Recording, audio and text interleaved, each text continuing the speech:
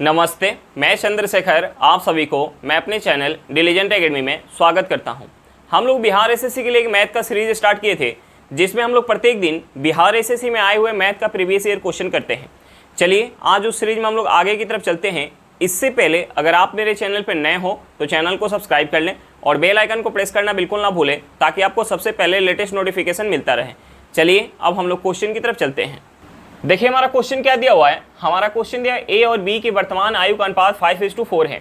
2 वर्ष पूर्व उनके आयु का अनुपात क्रमशः 4:3 था, तो ए की वर्तमान आयु ज्ञात करें। हमें क्या निकालना है? ए की वर्तमान आयु निकालना है। देखिए हमें क्वेश्चन में क्या दिया हुआ है, हमें क्वेश्चन में ए और बी की वर्तमान आयु का रेशियो दिया हुआ है। हमें जो है वर्तमान आयु का रेशियो दिया हुआ है।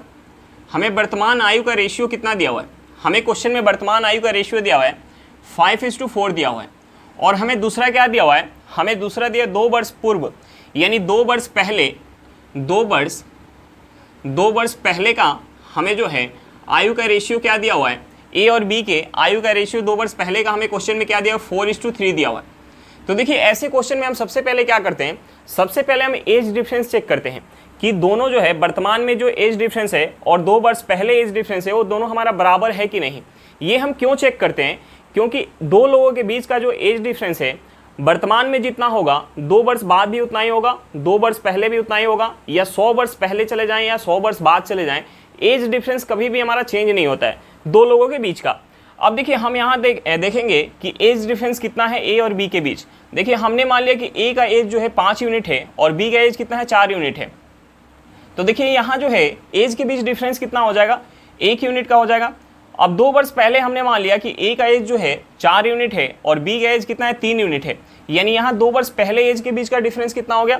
1 यूनिट, यानी एज डिफरेंस बराबर है। अगर एज डिफरेंस बराबर नहीं रहता, मान लीजिए यहाँ अगर हमारा एज डिफरेंस 2 आ जाता और यहाँ 3 आ जाता, तो हम नीचे वाले एज डिफरेंस से ऊपर वाले रेशियो में गुना करते और ऊपर वाले एज डिफरेंस से हम नीचे वाले रेशियो में गुना करते।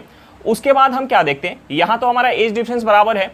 अब देखिए हमने मान लिया कि वर्तमान में ए की आयु जो है 5 यूनिट है और बी की आयु क्या है? 4 यूनिट। तो 2 वर्ष पहले ए की आयु कितना है? 2 वर्ष पहले ए की आयु कितना है? 4 यूनिट। और बी की आयु कितना है? 3 यूनिट। यानी 2 वर्ष जो है एज में वृद्धि, 2 वर्ष पहले और वर्तमान में एज का डिफरेंस कितना है? 2 वर्ष का है। एज का डिफरेंस कितना है? 2 वर्ष का है। अब देखिए यहाँ यूनिट में कितना डिफरेंस है? यहाँ यूनिट में कितना डिफरेंस है? 1 का डिफरेंस है, यानी 3 से 4 हो रहा है और ये 4 से 5 हो रहा है, यानी 1 का डिफरेंस है।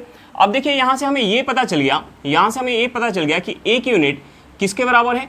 2 वर्ष के बराबर है। 1 यूनिट किसके बराबर है? 2 वर्ष के बराबर है। तो हमें क्या निकालना था? ए की वर्तमान आयु। तो देखिए ए की वर्तमान आयु क्या है? 5 यूनिट, यानी हमें 5 यूनिट का वैल्यू निकालना है। तो 5 यूनिट का वैल्यू कितना हो जाएगा? 10 वर्ष हो जाएगा। हमारा आंसर क्या निकल के आ गया? 10 वर्ष निकल के आ गया। ए की आयु क्या होगी वर्तमान? 10 वर्ष होगी। चलिए क्वेश्चन समझ में आ गया होगा। नेक्स्ट क्वेश्चन पे चलते हैं। देखिए हमारा क्वेश्चन क्या दिया हुआ है। हमारा क्वेश्चन दिया हुआ है एक संख्या जिसके 7 गुने संख्या से 15 घटाने पर उस संख्या के 2 गुने से 10 अधिक प्राप्त होता है, तो वह संख्या ज्ञात करें। हमें क्या निकालना? संख्या निकालना है। तो देखिए हमने मान लिया कि संख्या हमारी x है। हमने संख्या को क्या मान लिया? x मान लिया। अब देखिए हमें क्वेश्चन में क्या बोला जा रहा है कि एक संख्या जिसके 7 गुने संख्या से, यानी हमने संख्या क्या मान लिया? x मान लिया, यानी x गुने 7 करेंगे, में से हम 15 माइनस कर रहे हैं, तो जो हमें संख्या प्राप्त हो रहा है वह संख्या उस संख्या के 2 गुने से 10 अधिक है। यानी हम उस संख्या में 2 से गुना करेंगे और इसमें अगर हम 10 ऐड कर देंगे तो ये दोनों बराबर हो जाएगा हमारा। अब देखिए यहाँ से हमारा क्या हो गया? यहाँ से हमारा क्या हो जाएगा? 7x, और इस 2x को हम इस साइड लेके आएंगे। 2x को इस साइड लेके आएंगे तो ये हमारा क्या हो जाएगा? माइनस में हो जाएगा। माइनस का 2x इक्वल टू इस 15 को हम उस साइड लेके जाएंगे, यानी माइनस में तो हमारा प्लस में हो जाएगा। ये हो जाएगा प्लस का 15 प्लस का 10। अब देखिए 7x में से हम 2x माइनस करेंगे, ये हमारा कितना हो जाएगा? 5x हो जाएगा। और 15 प्लस का 10 कितना हो जाएगा? 25 हो जाएगा। यानी यहाँ से हमारा x क्या निकल के आ जाएगा? यहाँ से हमारा x निकल के आ जाएगा 5। अब देखिए x का वैल्यू हमारा क्या निकल के आ गया? 5 निकल के आ गया। और हमने x किसके बराबर मान के रखा था? संख्या के बराबर, यानी हमारी संख्या क्या निकल के आ गई? 5 निकल के आ गई। हमारा आंसर क्या निकल के आ गया? 5 निकल के आ गया। चलिए क्वेश्चन समझ में आ गया होगा। नेक्स्ट क्वेश्चन पे चलते हैं। देखिए हमारा क्वेश्चन क्या दिया हुआ है। हमारा क्वेश्चन दिया हुआ सबसे छोटी संख्या बताएं जिसे 25, 40 और 56 से भाग देने पर शेष प्रत्येक मामले में 13 बचते हैं। हमें क्या निकालना है? वह सबसे छोटी संख्या निकालना है जिसे अगर हम 25, 40 और 56 से भाग दें तो प्रत्येक दशा में हमारा शेष क्या बचे? 13 बचे।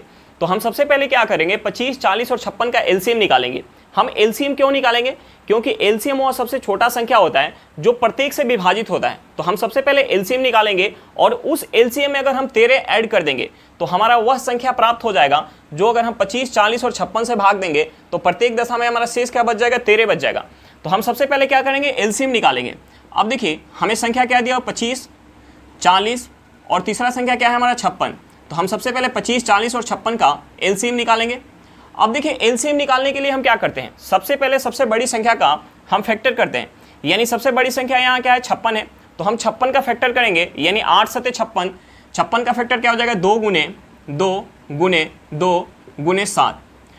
उसके बाद हमारी कौन सी संख्या है, 40। यानी 40 का फैक्टर क्या हो जाएगा, 8 पचे 40। यानी यहाँ हमारा 8 है, अगर हम एक 5 से गुना कर लें तो हमारा यहाँ 40 आ जाएगा।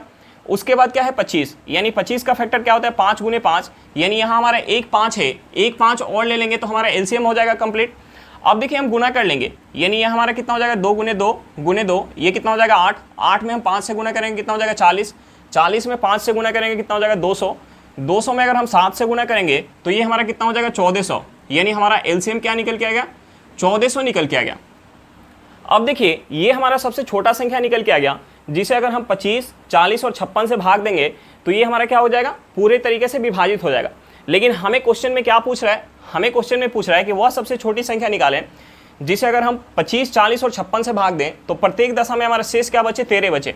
तो अगर हम इस संख्या में 13 ऐड कर देंगे, इस संख्या में अगर हम 13 ऐड कर दें, यानी 1400 में हम 13 ऐड कर दें तो हमारा क्या प्राप्त हो जाएगा, 1400 में अगर हम 13 ऐड कर देंगे तो हमारा क्या प्राप्त होगा, 1413। अब देखिए इस 1413 को अगर हम 25 से, 40 से और 56 से भाग देंगे तो हमारा शेष क्या बच जाएगा, 13 बच जाएगा। यानी हमारा आंसर क्या निकल के आ गया, वह सबसे छोटी संख्या हमसे पूछ रहा था जिसे अगर हम 25, 40 और 56 से भाग दें तो हमारा शेष प्रत्येक दशा में 13 बचे। यानी हमारी संख्या क्या निकल के आ गई, 1413। चलिए क्वेश्चन समझ में आ गया होगा, नेक्स्ट क्वेश्चन पे चलते हैं। देखिए हमारा क्वेश्चन क्या दिया हुआ है, हमारा क्वेश्चन दिया है एक बंदर गोलाकार खंबे जो 21 मीटर ऊंचा है पर 1 मिनट में 6 मीटर चढ़ सकता है, लेकिन अगले 1 मिनट में 3 मीटर फिसल जाता है। बंदर को खंबे की चोटी पर पहुंचने में कितना समय लगेगा। देखिए हमें क्वेश्चन में क्या दिया हुआ है, हमें क्वेश्चन में एक खंबा दिया हुआ है, गोलाकार खंबा, जिसका हमें ऊंचाई कितना दिया हुआ है, 21 मीटर दिया हुआ है। एक बंदर है जो 1 मिनट में 6 मीटर चढ़ रहा है और अगले 1 मिनट में 3 मीटर फिसल जा रहा है। तो हमसे पूछ रहा है कि बंदर जो है खंबे की चोटी तक कितना समय में पहुंच पाएगा। अब देखिए हमें क्वेश्चन में क्या दिया हुआ है, हमें क्वेश्चन में दिया हुआ है कि बंदर जो है 1 मिनट में 3 मीटर, 1 मिनट में 6 मीटर पहले चढ़ रहा है, 1 मिनट में 6 मीटर चढ़ रहा है और अगले 1 मिनट में 3 मीटर फिसल रहा है, अगले 1 मिनट में 3 मीटर फिसल रहा है। यानी यहाँ से टोटल समय कितना हो गया, 1 मिनट प्लस का 1 मिनट, यानी समय कितना हो गया, 2 मिनट। 2 मिनट में बंदर जो है कितना चढ़ पाएगा, 2 मिनट में बंदर कितना चढ़ पाएगा। हम इस 6 में से 3 माइनस करेंगे, ये हमारा कितना हो जाएगा, 3 मीटर। यानी 2 मिनट में बंदर जो है 3 मीटर ही चढ़ पाएगा। तो हमें क्या निकालना है कि खंबे की चोटी तक बंदर कितना समय में पहुंच पाएगा। अब देखिए खंबे की हमें ऊंचाई कितना दिया हुआ है, 21 मीटर। तो हम यहाँ से ऐसे नहीं निकाल सकते हैं कि 3 मीटर चढ़ने में 2 मिनट का समय लग रहा है, तो 21 मीटर चढ़ने में कितना समय लगेगा। यानी इस 3 को अगर हम 21 बनाएंगे तो 7 से गुना करना पड़ेगा, तो हमें इस 2 को भी 7 से गुना करना पड़ेगा। यानी 2 में हम 7 से गुना करेंगे तो क्या हो जाएगा हमारा 14 मिनट। तो जो हमारा 14 मिनट यहाँ से आंसर निकल के आएगा वो गलत हो जाएगा। गलत क्यों होगा, क्योंकि बंदर जो है 1 मिनट में 6 मीटर चल रहा है और अगले 1 मिनट में 3 मीटर फिसल रहा है। ये कब तक हुआ होगा, यानी एक अंतिम ऊंचाई पे पहुंच के जहां से एक अंतिम बार जब 6 मीटर चढ़ा होगा उसके बाद, यानी चोटी पे चढ़ने के बाद वो नहीं फिसला होगा। यानी ये कब तक हुआ होगा, अंतिम का जो है 6 मीटर छोड़ के, ये अंतिम का हम 6 मीटर निकाल लेंगे, यानी 21 मीटर में से हम 6 मीटर माइनस कर लेंगे तो ये हमारा कितना हो जाएगा, 15 मीटर। यानी ये चीज़ 15 मीटर तक हुआ होगा। 15 मीटर तक बंदर जो है 6 मीटर चढ़ के और अगले 1 मिनट में 3 मीटर फिसला होगा। तो देखिए 3 मीटर चढ़ने में 2 मिनट का समय लग रहा है, तो 15 मीटर चढ़ने में कितना समय लग जाएगा, 15 मीटर चढ़ने में कितना समय लग जाएगा हम यहाँ से निकाल सकते हैं। देखिए हम इस 3 को 15 बनाने के लिए 5 से गुना कर रहे हैं, तो हमें इस 2 में भी 5 से गुना करना पड़ेगा। यानी 2 में हम 5 से गुना करेंगे तो ये हमारा कितना हो जाएगा, 10 मिनट हो जाएगा। अब देखिए बंदर जो है 15 मीटर कितने देर में चढ़ गया, 15 मीटर 10 मिनट में चढ़ गया। बंदर जो है 15 मीटर 10 मिनट में चढ़ गया, लेकिन चढ़ना कितना है उसे, टोटल चढ़ना है 21 मीटर। यानी अंतिम अंतिम बार 6 मीटर चढ़ेगा 1 मिनट में चोटी पे पहुंच जाएगा। यानी यहाँ से टोटल दूरी कितना हो गया 21 मीटर, 21 मीटर और समय कितना लग गया 11 मिनट। यानी बंदर जो है खंबे की चोटी पर 11 मिनट में पहुंच जाएगा। हमारा आंसर क्या निकल के आएगा 11 मिनट। चलिए क्वेश्चन समझ में आ गया होगा, नेक्स्ट क्वेश्चन पे चलते हैं। देखिए हमारा क्वेश्चन क्या दिया हुआ है, हमारा क्वेश्चन दिया हुआ 5, 7, 9, x 15 का औसत 10 है तथा 17, 8, 19, 16 x y 4 का औसत 12 है तो y का मान क्या है। हमें क्या निकालना है, y का मान निकालना है। अब देखिए यहाँ हमें संख्या कितना दिया हुआ है 1, 2, 3, 4, 5 और हमें औसत क्या दिया हुआ है 10 दिया हुआ है। तो हम अगर इस औसत में 5 से गुना कर देंगे तो हमारा क्या निकल के आ जाएगा, संख्या का योग निकल के आ जाएगा। और हम यहाँ से अगर योग निकालेंगे, यहाँ से हम योग निकालेंगे तो हमारा कितना हो जाएगा, ये हमारा योग हो जाएगा 5 + 7 + 9 + x + 15। ये किसके बराबर हो जाएगा, 10 × 5 के बराबर हो जाएगा। अब देखिए यहाँ से अगर हम योग निकालेंगे, यहाँ से योग निकालेंगे तो हमारा कितना हो जाएगा, 7 + 5 कितना हो गया 12, 12 में 9 ऐड करेंगे कितना हो जाएगा 21, 21 प्लस का 15 कितना हो जाएगा 36। यानी यहाँ से हो जाएगा x + 36 = 10 में हम 5 से गुना करेंगे कितना हो जाएगा 50। यानी यहाँ से हमारा x क्या निकल के आ जाएगा 14 निकल के आ जाएगा। अब देखिए x का वैल्यू हमें पता चल गया। अब देखिए हमें दूसरा क्या दिया हुआ है, हमें दूसरा दिया हुआ है 17, 18, 19, 16 x y 4 का औसत कितना दिया हुआ 12 दिया हुआ है। तो यहाँ संख्या कितना है 1, 2, 3, 4, 5, 6, 7, यहाँ 7 संख्या है। तो हम इस औसत में अगर 7 से गुना कर देंगे तो हमारा योग निकल के आ जाएगा। और यहाँ से योग हमारा क्या हो जाएगा, यहाँ से योग हो जाएगा 17 + 8 + 19 + 16 + x + y + 4 + 4 = ये किसके बराबर हो जाएगा, हम 12 में 7 से गुना करेंगे, 12 × 7। अब देखिए यहाँ से हम योग निकालेंगे, यहाँ से अगर योग निकालेंगे, अगर हम 17 में 8 ऐड करेंगे तो कितना हो जाएगा हमारा 25 और 16 में 4 ऐड करेंगे तो कितना हो जाएगा, 16 में अगर 4 ऐड करेंगे तो कितना हो जाएगा हमारा 20 हो जाएगा। 25 और 20 कितना हो गया 45, 45 में अगर हम 19 ऐड करेंगे तो कितना हो जाएगा 45 और 10 कितना हो गया 55, 55 में अगर 9 ऐड करेंगे तो कितना हो जाएगा 64। यानी यहाँ से हमारा क्या निकल के आ गया, यहाँ से निकल के आ गया 64 + x + y = क्या हो जाएगा, 12 में अगर 7 से गुना करेंगे तो ये कितना हो जाएगा 84। यानी यहाँ से हमारा x + y क्या निकल के आ जाएगा, इस 64 को उस साइड लेके जाएंगे तो प्लस में है तो माइनस में हो जाएगा। यानी 84 में से 64 माइनस करेंगे, ये हमारा कितना हो जाएगा 20 हो जाएगा। अब देखिए x + y हमारा क्या निकल के आ गया 20 निकल के आ गया और x का वैल्यू हमें क्या पता है 14 है। तो देखिए यहाँ x का वैल्यू रखेंगे यानी 14 + y = क्या हो जाएगा 20। यानी यहाँ से y हमारा क्या निकल के आ गया 6 निकल के आ गया। हमारा आंसर क्या निकल के आ गया 6। चलिए क्वेश्चन समझ में आ गया होगा, नेक्स्ट क्वेश्चन पे चलते हैं। देखिए हमारा क्वेश्चन क्या दिया हुआ है, हमारा क्वेश्चन दिया हुआ है एक नल A एक टंकी को 8 घंटों में भर सकता है, दूसरा नल B उसे मात्र 6 घंटों में भर सकता है। यदि दोनों नल A एवं B खोल दिए जाए परंतु 2 घंटे बाद नल A को बंद कर दिया जाए तब टंकी भरने में कुल कितना समय लगेगा। तो देखिए हम सबसे पहले क्या करेंगे, सबसे पहले जो हमारा समय दिया हुआ है उस समय का एलसीएम निकालेंगे। हमें समय क्या दिया हुआ है, हमें समय दिया हुआ कि A जो है अकेले 8 घंटा में भर रहा है और B अकेले जो है 6 घंटा में टंकी को भर रहा है। यानी समय हमारा क्या दिया हुआ है 8 घंटा और 6 घंटा। तो हम सबसे पहले 8 और 6 का एलसीएम निकालेंगे। सबसे पहले 8 और 6 का एलसीएम निकालेंगे। 8 और 6 का एलसीएम कितना हो जाएगा हमारा 24 हो जाएगा। 8 और 6 का एलसीएम कितना हो जाएगा 24 हो जाएगा। हम टंकी की धारिता मान लेंगे 24 यूनिट, टंकी की धारिता मान लेंगे 24 यूनिट। अब देखिए 24 यूनिट पानी जब A भर रहा है, 24 यूनिट पानी जब A भर रहा है तो कितना समय लग रहा है 8 घंटों का समय लग रहा है। और जब 24 यूनिट पानी B भर रहा है, 24 यूनिट पानी जब B भर रहा है तो कितना समय लग रहा है 6 घंटों का समय लग रहा है। अब देखिए यहाँ से हम दोनों का इफिशियंसी निकाल सकते हैं। A जो है 8 घंटा में 24 यूनिट पानी भर रहा है तो 1 घंटा में कितना भरेगा 3 यूनिट पानी भरेगा। B जो है 6 घंटा में 24 यूनिट पानी भर रहा है तो 1 घंटा में कितना भरेगा 4 यूनिट पानी भरेगा। अब देखिए हमें क्वेश्चन में क्या दिया हुआ है, हमें क्वेश्चन में दिया है कि दोनों नल को एक साथ खोल दिया जाता है परंतु 2 घंटा बाद नल A को बंद कर दिया जा रहा है। यानी 2 घंटा तक नल A और B खुला है। 2 घंटा तक A प्लस B जो है 2 घंटा तक साथ में खुला हुआ है। उसके बाद A को बंद कर दिया जा रहा है और केवल B जो है खुला है। तो हमसे पूछ रहा है कि टंकी कितने घंटे में भरेगी। तो देखिए 2 घंटा में A प्लस B मिलकर कितना पानी भरेंगे।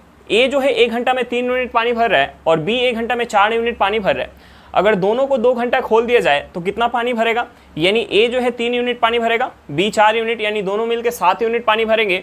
और 2 घंटा में कितना पानी भर जाएगा, 7 गुने 2 यानी 14 यूनिट पानी भर जाएगा। अब देखिए शेष कितना बचिया, शेष जो है पानी भरना कितना बचिया, हमें पानी भरना कितना है 24 यूनिट, हमें पानी भरना है 24 यूनिट। और कितना पानी भर चुका है, 14 यूनिट पानी भर चुका है, यानी हम इस 24 में से 14 माइनस करेंगे, ये हमारा कितना हो जाएगा 10 यूनिट। यानी 10 यूनिट पानी जो है अकेले कौन भरेगा, अब बी भरेगा, क्योंकि नल ए को बंद कर दिया गया है। अब देखिए बी जो है, बी अगर 10 यूनिट पानी भरेगा तो कितना समय लगेगा, हमें सबसे पहले निकालना पड़ेगा।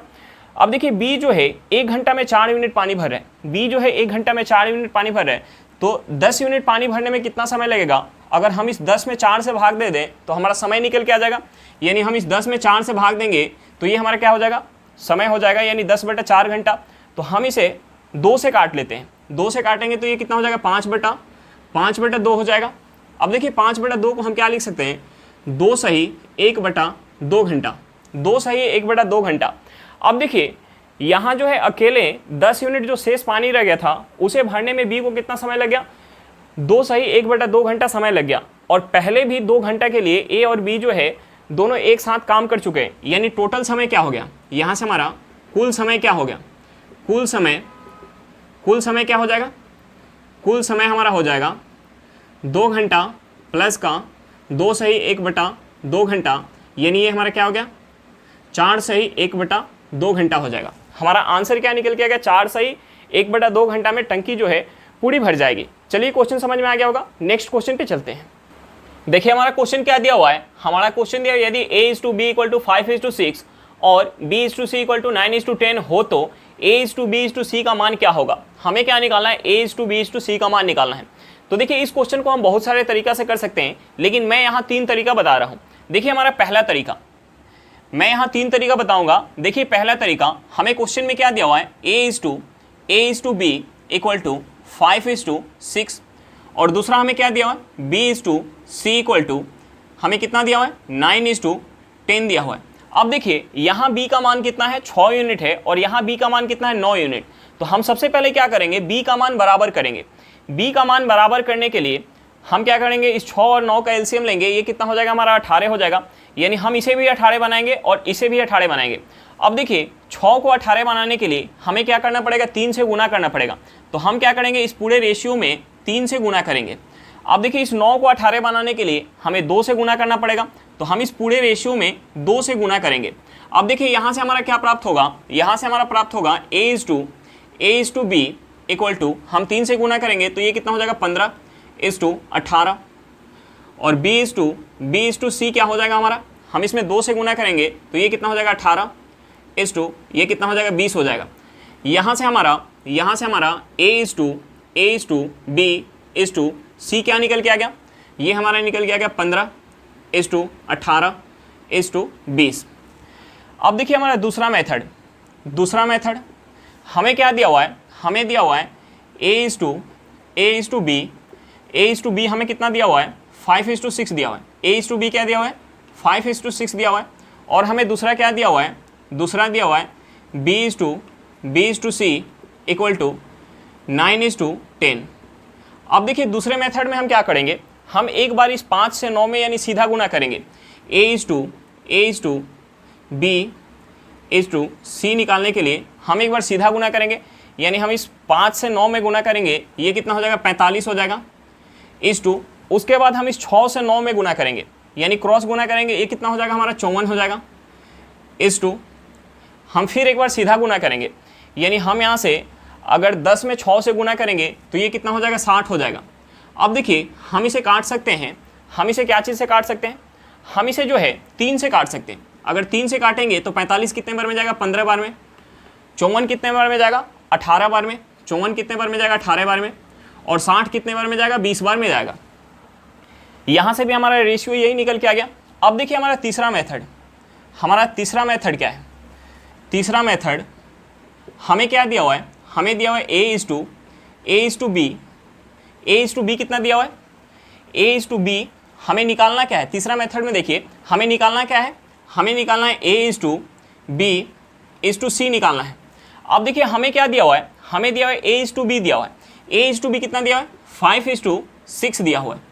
और हमें दूसरा क्या दिया है B/C, यानी B/C कितना दिया हुआ है 9:10 दिया हुआ है। अब देखिए जो जगह खाली है और जिसके आगे खाली है हम उसी को लिखेंगे। यानी यहाँ हमारा जगह क्या खाली है, यहाँ जो है जगह यहाँ खाली है, यानी किसके आगे खाली है 6 के आगे खाली है, तो हम यहाँ 6 लिख लेंगे। और यहाँ एक जगह खाली है, यानी ये किसके आगे खाली है 9 के आगे खाली है, तो हम यहाँ 9 लिख लेंगे। अब देखिए हम यहाँ गुना कर लेंगे, 9 में 5 से गुना करेंगे तो ये कितना हो जाएगा 45 हो जाएगा। हम 9 में 6 से गुना करेंगे तो ये कितना हो जाएगा हमारा 54 हो जाएगा। और यहाँ हम 10 में 6 से गुना करेंगे तो ये कितना हो जाएगा 60 हो जाएगा। हम इसे 3 से काटेंगे तो ये कितने बार में जाएगा 15 बार में, ये जाएगा 18 बार में, और ये कितने बार में जाएगा 20 बार में। यानी यहाँ से भी हमारा रेशियो क्या निकल के आ गया 15:18:20, और यहाँ से भी रेशियो क्या निकल के आ गया 15:18:20। अब देखिए इस क्वेश्चन को करने के लिए बहुत सारा तरीका होता है, लेकिन ये 3 तरीका जो है बेस्ट है इस टाइप के क्वेश्चन करने के लिए। चलिए क्वेश्चन समझ में आ गया होगा, नेक्स्ट क्वेश्चन पे चलते हैं। देखिए हमारा क्वेश्चन क्या दिया हुआ है, हमारा क्वेश्चन दिया एक व्यक्ति घर से विद्यालय साइकिल से 20 किलोमीटर पर घंटा की गति से जाता है और 30 किलोमीटर पर घंटा की गति से लौटता है, तो उसका औसत चाल क्या है। हमें क्या निकालना है, एवरेज स्पीड निकालना है। तो देखिए हम एवरेज स्पीड कैसे निकालेंगे, एवरेज स्पीड का फॉर्मूला क्या होता है, अगर हमें 2 स्पीड दिया हो तो एवरेज स्पीड का फॉर्मूला क्या होता है, एवरेज स्पीड का फॉर्मूला होता है 2 गुने x गुने y बटा x प्लस y। यहाँ x और y क्या होता है, स्पीड होता है। अब देखिए हमें क्वेश्चन में स्पीड क्या दिया हुआ है, एक स्पीड हमें दिया हुआ 20 किलोमीटर पर घंटा और दूसरा क्या दिया हुआ 30 किलोमीटर पर घंटा। तो हम यहाँ पुट करेंगे, ये हमारा हो जाएगा 2 गुने 20 गुने 30 बटा हमारा क्या हो जाएगा 20 प्लस 30। यहाँ से हम इसे लिख सकते हैं 2 गुने 20 गुने 30 बटा ये हमारा क्या हो जाएगा 50 हो जाएगा। अगर हम 20 को 30 में ऐड करेंगे कितना हो जाएगा 50, एक जीरो से एक जीरो चला जाएगा। हम 5 से 20 को काटेंगे, ये 4 बार में जाएगा। हम यहाँ से गुना करेंगे, 2 से अगर 4 में गुना करेंगे कितना हो जाएगा 8, 8 में अगर हम 3 से गुना करेंगे कितना हो जाएगा 24। यानी यहाँ से हमारा एवरेज स्पीड क्या निकल के आएगा 24 किलोमीटर पर घंटा।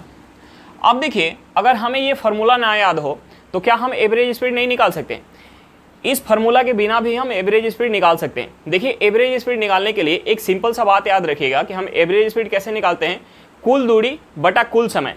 अगर हमें ये फार्मूला ना याद हो, तो हम एवरेज स्पीड कैसे निकालेंगे, हम क्या करेंगे जो हमारा स्पीड दिया रहेगा उस स्पीड के अकॉर्डिंग हम क्या करेंगे कुछ दूरी मान लेंगे। अब देखिए दूरी मानने के लिए सबसे अच्छा क्या होगा कि जो हमारा स्पीड दिया होगा उस स्पीड का हम एलसीएम निकालेंगे। तो देखिए हम यहाँ एलसीएम सबसे पहले निकालेंगे 20 और 30 का। 20 और 30 का एलसीएम क्या हो जाएगा, 20 और 30 का एलसीएम हो जाएगा 60।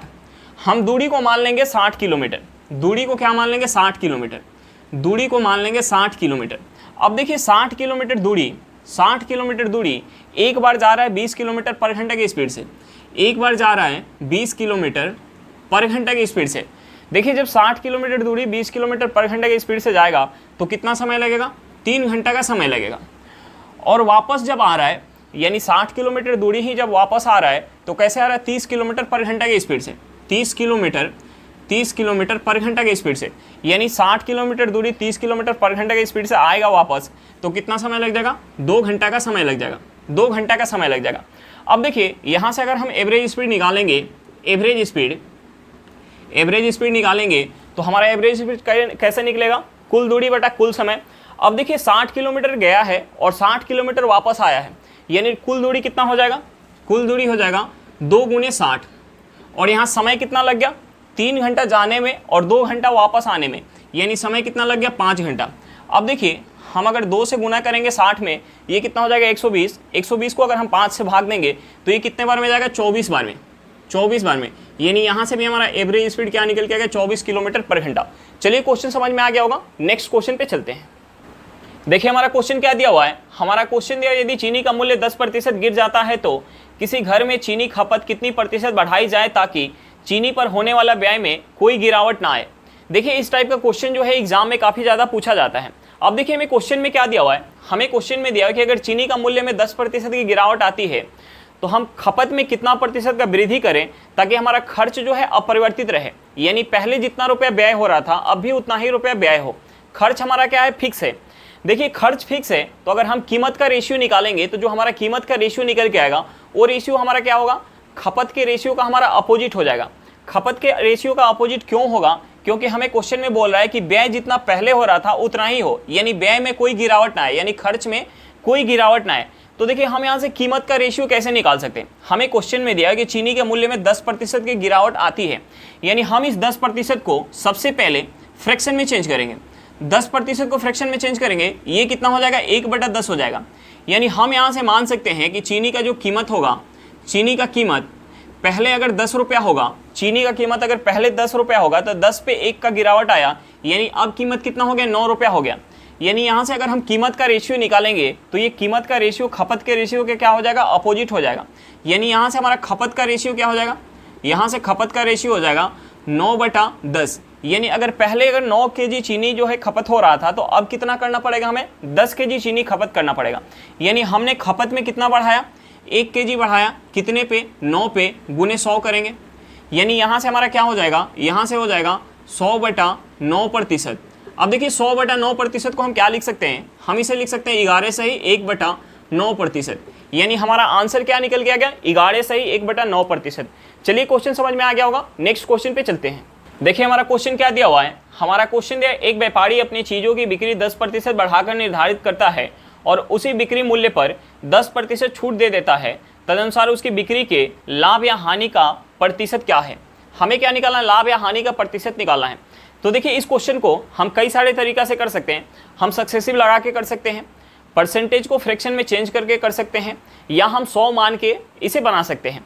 तो देखिए हम यहाँ सक्सेसिव लगा लेते हैं। हम यहाँ सक्सेसिव लगाएंगे तो हमें क्वेश्चन में क्या दिया है कि पहले जो है 10% बढ़ा रहा है, पहले जो है 10% बढ़ा रहा है, उसके बाद 10% डिस्काउंट दे रहा है, यानी 10% का कमी कर रहा है। प्लस माइनस हमारा क्या हो जाएगा? माइनस हो जाएगा। 10 गुने 10 बटा क्या हो जाएगा? 100 हो जाएगा। अब देखिए जीरो से हमारा ये जीरो कट जाएगा, यहाँ हमारा क्या हो जाएगा?